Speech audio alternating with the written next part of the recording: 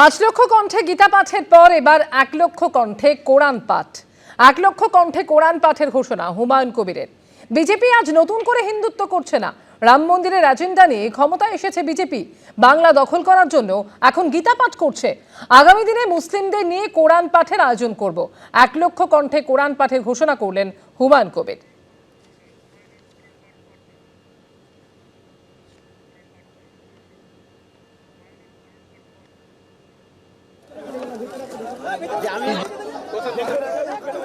BJP আজ নতুন করে হিন্দুত্ব করছে না। বিজেপি বরাবরই হিন্দুত্ব তাস খেলে। ওরা দীর্ঘদিন ধরে রাম মন্দিরের এজেন্ডা নিয়ে ক্ষমতায় এসছে। 19টা রাজ্য দখল করেছে। বাংলা দখল করার জন্য তারা গীতা পাঠ করছে। আমি আগামী দিনে মুসলমানদের বেশি বেশি করে বিধানসভায় সিট জেতার জন্য কোরআন পাঠেরও আয়োজন করব। কোরআন পাঠ হবে, লাখো লোক নিয়ে কোরআন পাঠ হবে। তাদেরকে আরামসে খাওয়া দাওয়া করিয়ে দিনভর মুর্শিদাবাদে কোরআন পাঠের আয়োজন করি। আমি 1 লক্ষ হাফেজকে দিয়ে কোরআন পাঠ করাবো আগামী দিনে। 1 লক্ষ মুর্শিদাবাদের কোন একটা জায়গায় প্যান্ডেল করব বড় করে। 1 লক্ষ হাফেজ, কোরআনের হাফেজদের দিয়ে আমি কোরআন পাঠ করাবো। গীতা পাঠ করতেই পারে সনাতন ধর্ম অবলম্বী মানুষ, তাদের কালচার, তাদের গীতাকে তারা সম্মান করে। তারা এ নিয়ে আমার শ্রদ্ধা আছে ওনাদের প্রতি। 1 লক্ষ কণ্ঠে কোরআন পাঠের ঘোষণা করলেন হুমায়ুন কবির। আর তার এই বক্তব্য প্রসঙ্গে বিজেপি নেতা সজল ঘোষ কি বলছেন শুনুন। মাংস খাইয়ে কোরআন পাঠ করাতে হবে, এত খারাপ অবস্থা হলো ইসলামের। যারা বিশ্বাস করেন সেই মানুষগুলোর, আমি বিশ্বাস করি না। হ্যাঁ, উনি স্বপ্ন দেখছেন মমতা মুখ্যমন্ত্রী হবেন আর সংখ্যাধিক্য এমএলএ রাখবেন। হ্যাঁ, সেই এমএলএ জোরে উনি উপমুখ্যমন্ত্রী হতে চাইবেন। হ্যাঁ, উনি আসলে মুসলিম সমাজের নেতা হতে চাইছেন।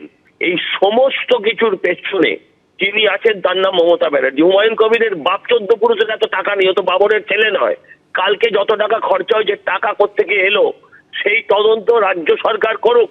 মুসলিমরা মমতা ব্যানার্জির থেকে বিভিন্ন দিকে ছড়িয়ে পড়ছিলেন। হুমায়ুনকে দিয়ে সেই ছড়িয়ে পড়া মুসলিম শক্তিকে একত্রিত করার প্রয়াস মমতা বন্দ্যোপাধ্যায়ের। উনি জানেন যে এরপর হয় ভোটের আগে কিংবা ভোটের পরে হুমায়ুন আগেই বলেছে যে আমি 2টো সিট নিয়ে মমতার ঘরে ঢুকে যাব, জামাই আদর পাবো।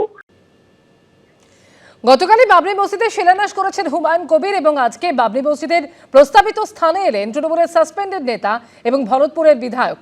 নিজে হাতে বেশ কিছু ইট সেখানে রাখলেন তিনি। গতকালই মুর্শিদাবাদের রেজিনগরে বাবরি মসজিদে শিলান্যাস করেন তিনি। আজ নিজে এখানে আসেন। গতকালের মতন আজও অনেকে অসংখ্য ইট, সিমেন্ট, রড নিয়ে হাজির হলেন সেই জায়গায়।